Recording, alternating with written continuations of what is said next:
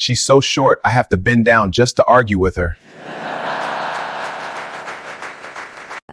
Maya forced a smile. But 3 months later, that same man who mocked her would be looking up to her, realizing too late that the woman he made feel small had taken a bold step that taught him a lesson he would never forget. Fair African Tales. Subscribe and turn on the bell for new stories. Daniel is a handsome man, sharp-tongued, confident to the point where confidence became arrogance.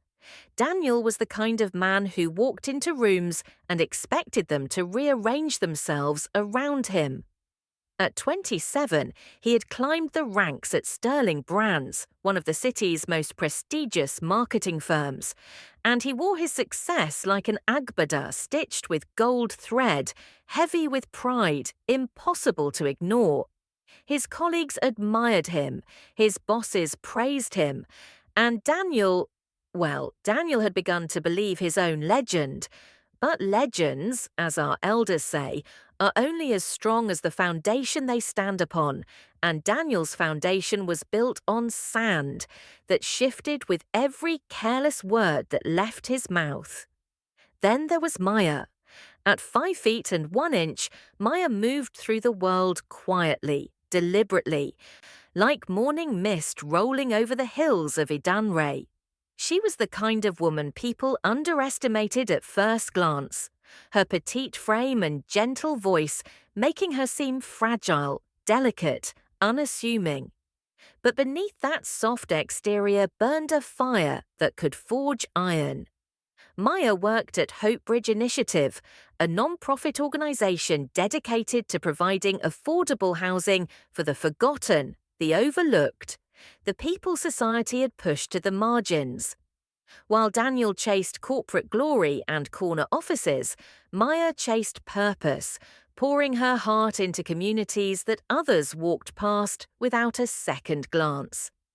She was intelligent, deeply compassionate, and she had been in love with Daniel for 2 years.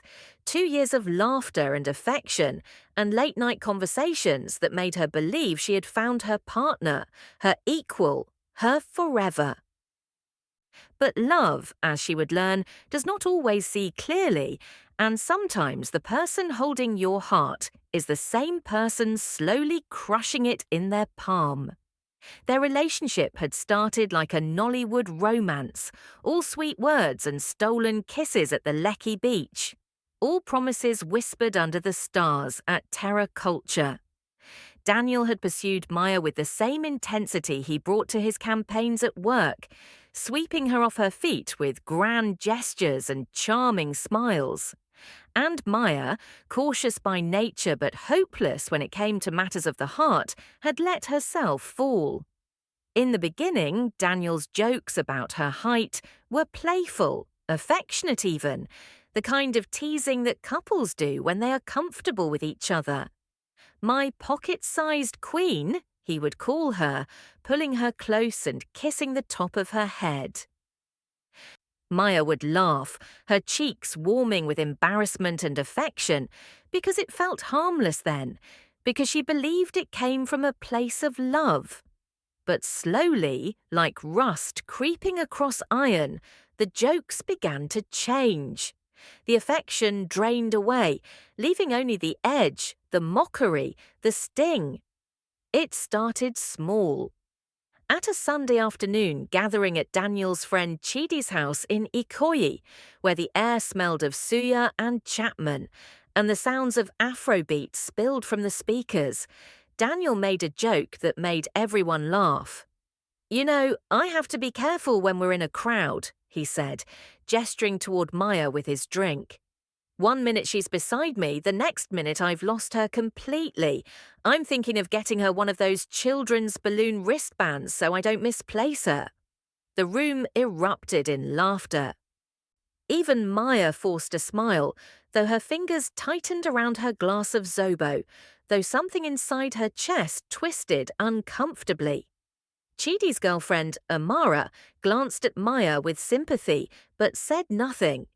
And Daniel, riding the high of the laughter, didn't notice the way Maya's smile never reached her eyes, didn't see the way she excused herself to the bathroom moments later, and stood in front of the mirror, staring at her reflection, asking herself why it hurt so much when it was supposed to be just a joke. But that was only the beginning. As weeks turned into months, Daniel's jokes grew bolder, sharper, more public. At a company dinner hosted by Sterling Brands at the prestigious Wheat Baker Hotel, Daniel stood among his colleagues, a glass of wine in hand, his chest puffed with the arrogance of a recent successful campaign. Maya stood beside him, dressed elegantly in a flowing Ankara gown she had spent hours picking out, trying to fit into his world, even though it never quite felt like hers. When his boss, Mr. James, asked about their relationship, Daniel grinned and said, "Maya here is proof that good things come in small packages. Very, very small packages. I mean, I have to squat just to kiss her goodnight." Laughter rippled through the group. Mr. James chuckled politely, though his eyes flickered with something unreadable. Maya felt her face burn, not with the warmth of affection, but with the heat of humiliation. She laughed along because what else could she do in that moment, surrounded by strangers, standing beside the man she loved, who had just turned her into a punchline? Later that night, as they drove home through the glittering streets of Victoria Island, Maya tried to speak, tried to tell Daniel how his words had made her feel, but he waved her off with a dismissive hand. "Come on, Maya, don't be so sensitive. Everyone was laughing. It's just banter." And so Maya swallowed her hurt, buried it deep inside where it joined all the other wounds she had been collecting, all the other moments when she had been made to feel small, not because of her height, but because of his words. The breaking point came at another dinner party, this time at the home of Daniel's colleague, Kunle, a sleek penthouse in Banana Island that overlooked the lagoon like a throne overlooking a kingdom. The guest list was a who's who of Lagos's young elite, influencers and entrepreneurs, and corporate climbers, all dressed in their finest, all eager to be seen. Maya had hesitated about attending. She had been working late nights on a project she hadn't told Daniel much about, something that was beginning to consume her thoughts and energy, something that mattered more than any corporate dinner ever could. But Daniel had insisted, almost demanded, that she come, saying it would look bad if he showed up alone. And so Maya went, slipping into a gold dress that shimmered under the lights, trying once again to be the woman Daniel wanted beside him. The evening was going smoothly until someone asked Daniel how he managed to balance his demanding career with his relationship. Daniel, always ready with a quip, grinned and said, "Oh, it's easy. Maya's so short I barely notice she's there half the time. She's like a little shadow, cute, but easy to overlook." The room went silent for a heartbeat before nervous laughter filled the void. But this time, Maya didn't laugh. This time, she set down her glass, excused herself calmly, and walked toward the bathroom, her heart pounding, her hands trembling. And this time, someone followed her. Her name was Lena Okoro, a colleague of Daniel's, a woman with sharp eyes and an even sharper mind. Someone who had been watching the dynamics between Daniel and Maya all evening with growing discomfort. Lena found Maya in the bathroom, staring at herself in the mirror, tears threatening to spill, but held back by sheer will. "Are you okay?" Lena asked gently. Maya nodded quickly. Too quickly, the way people do when they're trying to convince themselves more than anyone else. "I'm fine, he's just joking." Lena stepped closer, her voice soft but firm. "Maya, I don't know you well, but I know what I saw out there. That wasn't a joke. That was cruelty dressed up as humor, and you deserve better than that." Those words, simple and direct, cracked something open inside Maya. For the first time, someone had said out loud what she'd been trying to deny for months. She wasn't being too sensitive. She wasn't overreacting. She was being disrespected, diminished, made small by the very person who was supposed to lift her up. And in that moment, standing in that marble bathroom with a stranger who saw her more clearly than her own boyfriend did, Maya made a decision. She would not confront Daniel, not yet. She would not beg him to see her worth. Instead, she would show him. She would pour everything she had into the project she had been quietly building. The one she had been working on late into the night while Daniel scrolled through Instagram and congratulated himself on his latest campaign. The Haven Initiative, her dream, her purpose, her proof that she was so much more than the punchline Daniel had turned her into. Maya returned to the party with her head held high, her tears dried, her resolve hardened like clay fired in a kiln. She smiled politely, made small talk, and when Daniel reached for her hand later that night, she let him take it, but she felt nothing. The woman who had loved him so desperately was beginning to disappear, replaced by someone stronger, someone who had finally realized that she didn't need to shrink herself to fit into his world. She was going to build her own, and Daniel, too blinded by his own reflection to notice the shift, continued down his path of arrogance, never realizing that the ground beneath him was beginning to crack. His jokes became more frequent, his dismissiveness more casual. At work, he posted a photo of himself and Maya on Instagram with the caption, "She's short but mighty, mostly short though." The post went viral among their circle, garnering hundreds of likes and laughing emojis.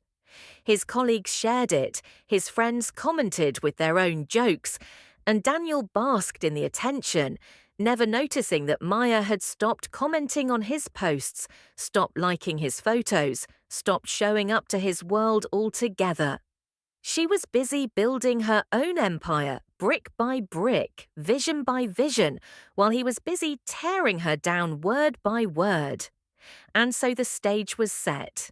Daniel, drunk on his own ego, climbing higher and higher on a ladder made of mockery and arrogance, never realizing how fragile it truly was. And Maya, quiet, determined, rising from the ashes of every insult, every dismissive laugh, every moment she had been made to feel invisible. The collision was inevitable. The reckoning was coming. But for now, Daniel remained blissfully unaware, convinced that he was untouchable, that his words had no weight, that the woman he had spent 2 years belittling would always be there, small and silent, in his shadow. He had no idea that shadows, when the light shifts, can grow tall enough to eclipse the sun. The decision Maya made that night in the marble bathroom would change everything, though Daniel remained blissfully ignorant, his eyes too clouded by his own reflection to see the storm gathering on the horizon. While he continued to climb his ladder of arrogance, she began building a staircase to the heavens, one silent step at a time. And isn't that how it always is? The loudest voices in the room are often the emptiest, while those who work in silence are busy creating earthquakes that will shake the very foundations of the world around them. 3 days after the dinner party at Kunle's penthouse, Maya sat in her small office at Hope Bridge Initiative, the walls adorned with maps of underserved communities across Lagos, photographs of families displaced by rising rents, children playing in muddy streets that should have been paved years ago. Her desk was buried under folders, proposals, architectural sketches, financial projections, a mountain of paper that represented months of sleepless nights and relentless determination. But tonight was different. Tonight, Maya held in her hands a document that could change everything. The preliminary approval letter from the Lagos State Urban Development Board. Her hands trembled as she read the words again, making sure they were real, making sure this wasn't some cruel dream that would evaporate when she blinked. The Haven Initiative, her project, her vision of creating affordable housing communities with dignity and beauty for the people society had forgotten, had been given the green light to move forward. Phase 1 would begin in 3 months. The official launch would be announced at the city's annual Housing and Development event, the biggest event in the industry, where politicians, investors, developers, and media would gather under crystal chandeliers to celebrate progress and innovation. And Maya, quiet, overlooked, perpetually underestimated Maya, would be standing on that stage as the face of transformation. But she told no one. Not yet. Especially not Daniel. Because here is what Maya had learned in those 2 years of being made small. Sometimes the greatest power lies not in announcing your arrival, but in letting people discover they underestimated you only when it's too late to apologize, too late to take back their words, too late to undo the damage they caused. So she folded the letter carefully, placed it in her drawer beneath a stack of budget reports, and locked it away like a secret weapon waiting for the perfect moment to be revealed. When she arrived home that night to the apartment she shared with Daniel in Yaba, he barely looked up from his laptop. His face illuminated by the blue glow of the screen as he scrolled through analytics for his latest campaign. "You're late again," he said. Not as a question, not with concern, but with the mild irritation of someone whose routine had been inconvenienced. Maya set down her bag, kicked off her shoes, and replied simply, "Work." Daniel nodded absently, already back to his screen, already dismissing her, already proving once again that he had no real interest in the details of her life, no curiosity about what kept her out late, no desire to understand the woman standing in front of him. And Maya, she said nothing. She simply smiled to herself, a small secret smile, and went to prepare dinner, letting him believe that her world was as small and insignificant as he had always made it seem. But the question we must ask is this: how long can you ignore a fire before it consumes everything you thought was yours? Daniel was about to find out, though he didn't know it yet.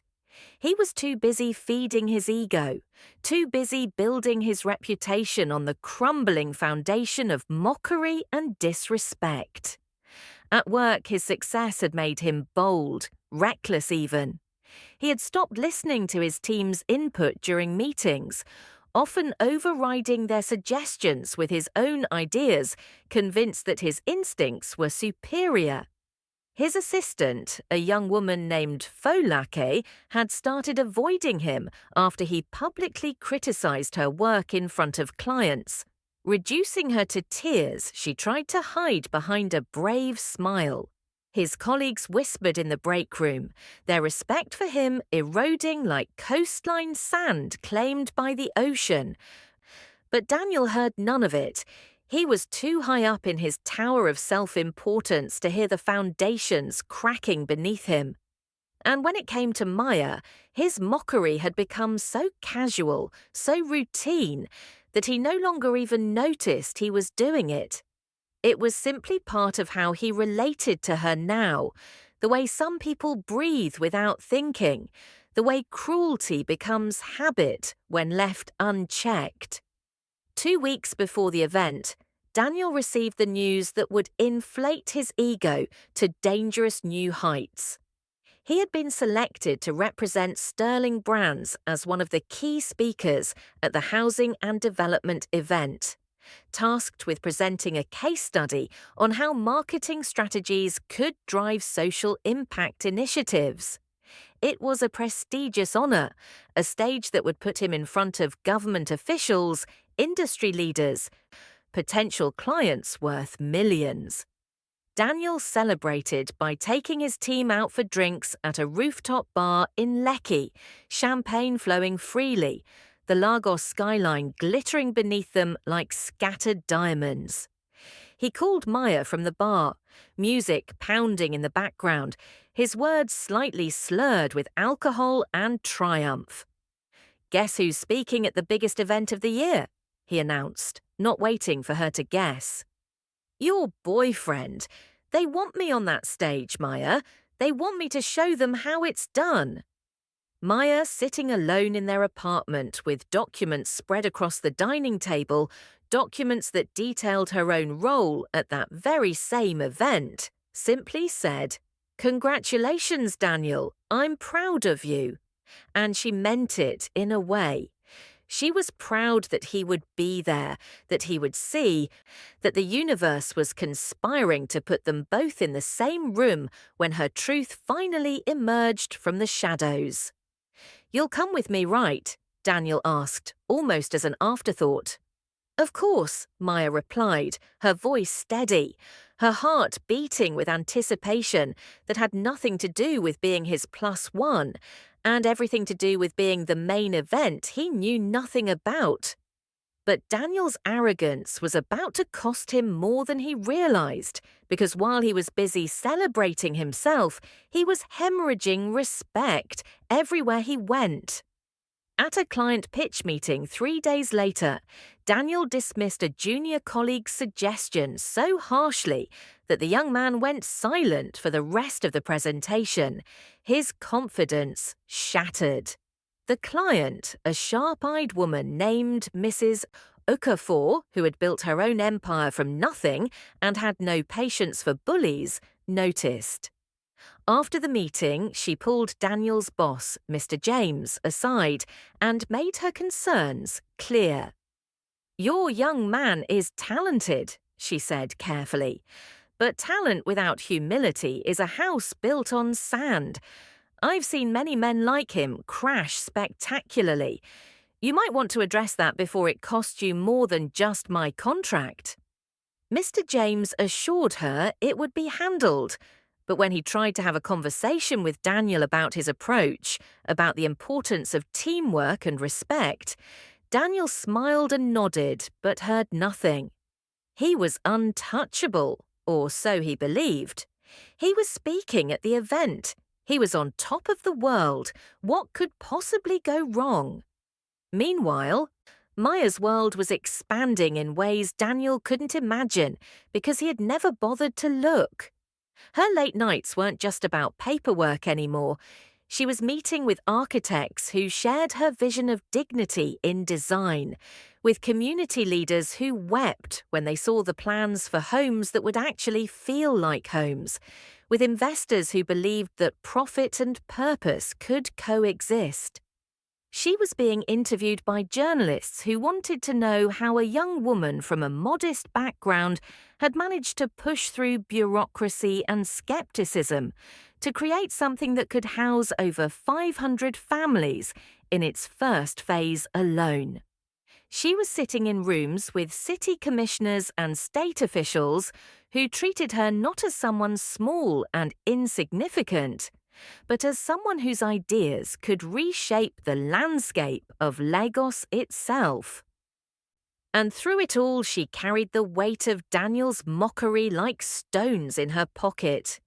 Each insult a reminder of why she was doing this. Each dismissive laugh fuel for the fire that burned brighter with every passing day. Lena had become her confidant during this time, meeting her for lunch at small buka restaurants where they could talk freely, where Lena would remind Maya of her worth whenever doubt crept in. "He doesn't see you," Lena would say, stirring her bowl of egusi soup. "But that's his loss, not your failure. When you walk onto that stage, Maya, you're not doing it for revenge. You're doing it because the work matters, because those families need you, because you were always meant for more than being someone's punchline." and Maya would nod, knowing Lena was right. Knowing that what she was building was bigger than Daniel's ego, bigger than their dying relationship, bigger than the hurt she carried. But there was also a small part of her, a part she wasn't entirely proud of but couldn't deny, that looked forward to the moment when Daniel would finally see her, really see her, and realize that the woman he had spent 2 years making feel small had grown into someone he could never reach, no matter how high he climbed. Is that wrong? Is it petty to want the person who hurt you to witness your triumph, to feel even a fraction of the smallness they made you feel? Perhaps, but Maya was human, and humans are complicated creatures, capable of both grace and the desire for justice, often at the same time. She didn't want to destroy Daniel. She simply wanted him to understand, to feel, to know what it was like to be dismissed, overlooked, underestimated. She wanted him to see that height has nothing to do with worth, that the most powerful people in the room are often the ones others fail to notice until it's too late. 1 week before the event, Maya made a decision that surprised even herself. She came home early, made Daniel his favorite meal, jollof rice with fried plantains and grilled chicken marinated in pepper and spices, and she sat across from him at their small dining table and told him she needed space.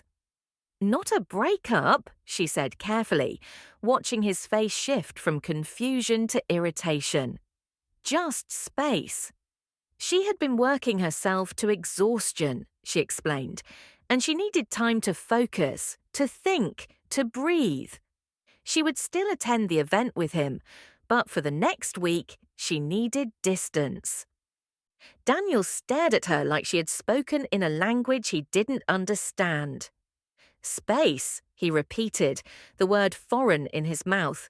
"Maya, you're being dramatic. Is this about those stupid jokes? I've told you 1,000,000 times, you're too sensitive." And there it was again, the dismissal, the refusal to take responsibility, the casual cruelty disguised as honesty. Maya felt something inside her harden further, like clay left too long in the sun. "It's not about the jokes, Daniel," she lied, because the truth was too big for this moment, too explosive for this small apartment. "It's about me needing time for myself. Can you respect that?" Daniel sighed, annoyed but ultimately unconcerned. He had a big presentation to prepare for anyway, and Maya being emotional was nothing new. "Fine," he said, waving his hand dismissively. "Take your space. Just make sure you're ready for the event. I need you there looking good, supporting me. This is a big night for my career." Not our night. His night. His career. Always his, never theirs. Maya nodded, cleared the dishes, and retreated to their bedroom, where she sat on the edge of the bed and wondered how she had loved someone who saw her so little for so long. The days that followed were strange, a sort of calm before the storm that both of them felt but neither acknowledged. Daniel threw himself into preparing his presentation, practicing his speech in front of the mirror, choosing his outfit with the care of someone preparing for a coronation. He posted constantly on social media about the upcoming event, dropping hints about his role, basking in the congratulatory comments from friends and colleagues. He was so consumed with his own anticipation that he barely noticed Maya's absence, barely registered that she was spending even longer hours away, barely thought to ask where she was or what she was doing. And Maya, she was everywhere Daniel wasn't. She was at final planning meetings with the event organizers, reviewing her speech with a public speaking coach, doing interviews with media outlets that would be covering the event, meeting with the families who would be the first residents of the Haven Initiative, letting their gratitude fill the spaces in her heart that Daniel's love used to occupy. She was also shopping for a dress, something she had never done with such intention before. She found it in a boutique in Ikoyi, a stunning floor-length gown in deep emerald green, the colour of life, of growth, of forests that survive storms. When she tried it on, the shop attendant gasped. "Sister, you look like royalty," the woman said, adjusting the fabric at Maya's shoulders. Maya looked at herself in the mirror, and for the first time in 2 years, she didn't see someone small. She saw someone powerful, someone ready, someone about to step into her destiny. The night before the event, Daniel finally seemed to notice that something was different. They were both home, a rare occurrence that week, moving around each other like planets in separate orbits. Daniel was on the couch reviewing his notes when he looked up and really looked at Maya, perhaps for the first time in months. She was sitting by the window, staring out at the Lagos night, and there was something in her posture, in the set of her shoulders, in the quiet confidence of her silence that unsettled him. "Maya," he said, his voice softer than usual, "are we okay?" She turned to him, and in her eyes was something he couldn't quite read. Not anger, not sadness, but something deeper, something final. "We will be," she said cryptically. "After tomorrow, everything will be clear." Daniel frowned, confused, but before he could ask what she meant, Maya stood, kissed him gently on the forehead, a gesture that felt more like goodbye than good night, and retreated to the bedroom, leaving him alone with his notes and a growing sense of unease he couldn't quite name. That night, neither of them slept well. Daniel tossed and turned, his dreams filled with stages and spotlights, and the nagging feeling that he had forgotten something important. Maya lay awake, her heart racing with anticipation and fear, and the weight of what tomorrow would bring. She thought about the families waiting for homes, about Lena's encouragement, about every joke Daniel had ever made at her expense, about the woman she used to be and the woman she had become. And she made peace with it all, every hurt, every tear, every moment of feeling invisible, because she understood now that sometimes pain is just preparation for purpose, that the lowest valleys teach us how to climb the highest mountains. So as dawn broke over Lagos on the morning of the event, painting the sky in shades of orange and gold, two very different people prepared for the same event. Daniel woke up energized, confident, ready to claim his moment in the spotlight. He pressed his suit carefully, styled his hair with precision, rehearsed his speech one final time in front of the bathroom mirror, telling himself that this was his night. His triumph, his proof that he was everything he believed himself to be. Maya woke up calm, centered, terrifyingly ready. She dressed slowly, deliberately, zipping up the emerald gown that transformed her from overlooked to unforgettable, applying her makeup with the precision of a warrior painting herself for battle, not against an enemy, but for truth, for justice, for the moment when silence finally finds its voice. When Daniel saw her, dressed and ready, he stopped mid-sentence, whatever joke he had been about to make dying on his lips. For a moment, just a moment, he saw her, really saw her, and something flickered in his eyes that might have been realization, might have been regret, might have been the first whisper of understanding that he had been blind to something important. But then his phone buzzed with a message from a colleague, and the moment passed, and Daniel was back to his usual self, grinning and confident, and completely unaware that he was about to attend not his coronation, but his reckoning. "Ready?" he asked, offering her his arm. Maya took it, her face serene, her heart steady. "More than you know," she replied, And together they walked out the door toward a night that would change everything, toward a truth that had been building in the shadows, toward the moment when the small woman he had spent 2 years diminishing would finally rise to her full height and show everyone, that true greatness has nothing to do with inches and everything to do with integrity, with vision, with the courage to build something beautiful from the ruins of someone else's cruelty. The question now is not whether Maya will succeed, but rather, when a man has spent so long looking down on someone, will he even recognize them when they rise above him? What happens when the curtain finally falls and the truth you've been hiding steps into the light? Can a man who has lived in blindness suddenly see, or is some damage too deep, some lessons learned too late? Tonight, under the glittering chandeliers of the Eco Hotel's grand ballroom, Daniel and Maya would both discover the answers to questions they didn't even know they were asking. The program began with welcoming remarks, industry awards, the usual formalities that accompany such events. Daniel fidgeted, eager for his moment, rehearsing lines in his head. Maya sat perfectly still, her hands folded in her lap, her heart beating steady and strong.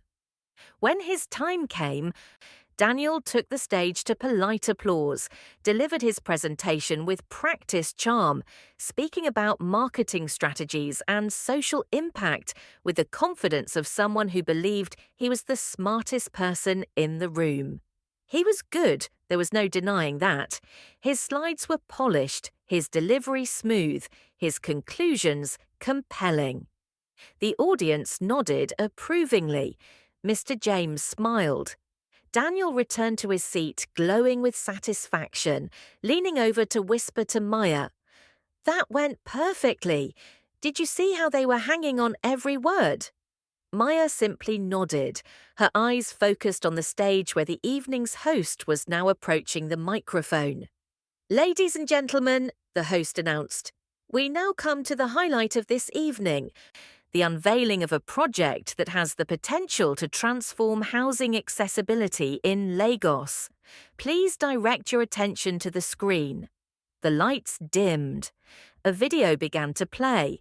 Images of crowded neighborhoods, families struggling, children playing in spaces that should have been so much more.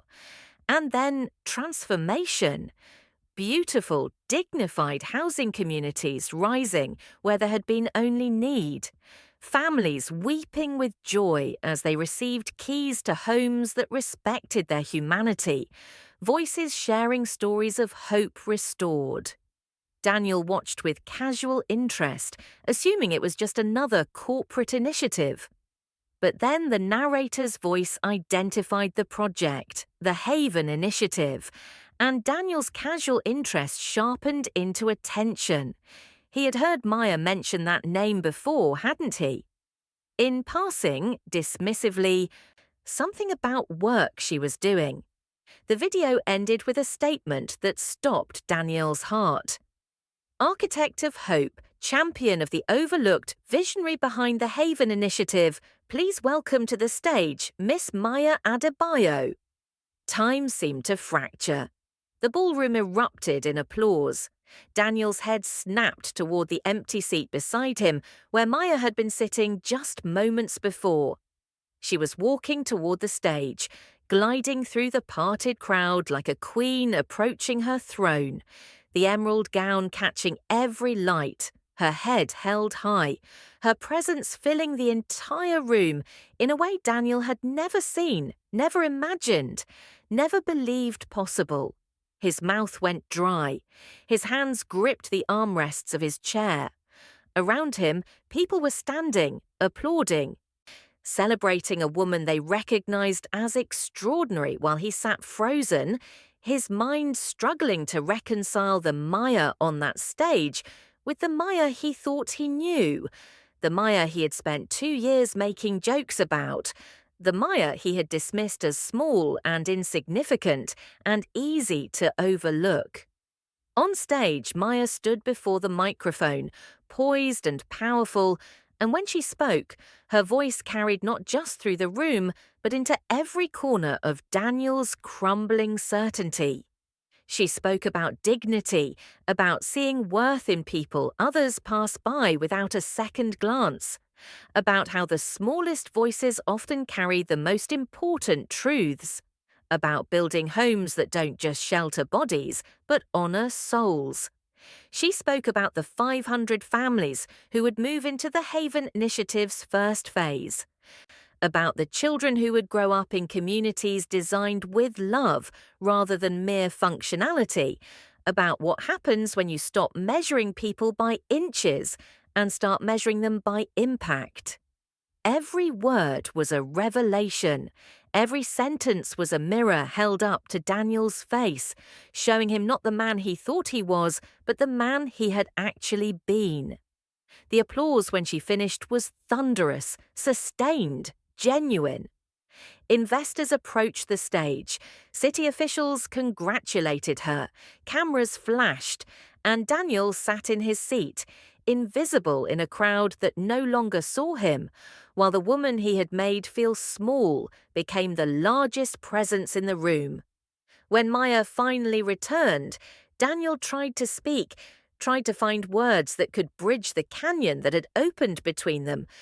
But what do you say when you realize you've been blind? She looked at him with eyes that held no anger, no triumph, just a quiet sadness that hurt worse than any accusation could have. Maya, I had no idea. I didn't know you were doing all this. Why didn't you tell me? He stammered, his voice small, the irony not lost on either of them. Maya's response was gentle but final. I tried to tell you, Daniel, not with words maybe, but with who I was, with the work I was doing, with the person I was becoming. But you were too busy making jokes to listen, too busy looking down to see that I was rising. She paused, letting that truth settle between them like dust after an earthquake. You made me feel invisible, Daniel. And the sad part is, I don't think you even realized you were doing it. You see, it was never about my height. It was about your need to feel tall by making someone else feel small.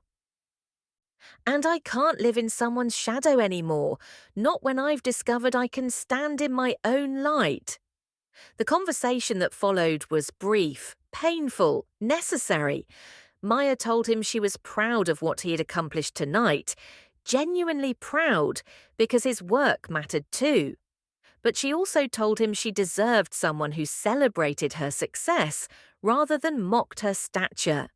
Someone who lifted her up rather than used her as a punchline. Someone who saw her. And Daniel, confronted with the weight of his own actions, with the evidence of everything he had dismissed and overlooked and belittled, finally understood. But understanding, as our elders say, is not the same as redemption. Some lessons come with consequences that cannot be undone. Maya left the event early, not in anger, but in peace, knowing she had spoken her truth, knowing she had chosen herself, knowing that walking away from someone who couldn't see your worth is not defeat, but the bravest kind of victory. Daniel stayed until the end, watching from the margins as Maya was celebrated, photographed, interviewed, recognized. He thought about the jokes he had made, the laughs he had gotten, the arrogance he had worn like armor. And he realized that true height has nothing to do with the body and everything to do with the soul, that the tallest person in any room is the one who lifts others up rather than tears them down, that sometimes the smallest people we know are actually giants we were too blind to see. In the days that followed, Daniel's promotion was quietly reassigned. His colleagues looked at him differently. His confidence, built on the shaky foundation of ego and mockery, crumbled. Meanwhile, Maya moved forward, her project thriving, her purpose clear, her heart healing.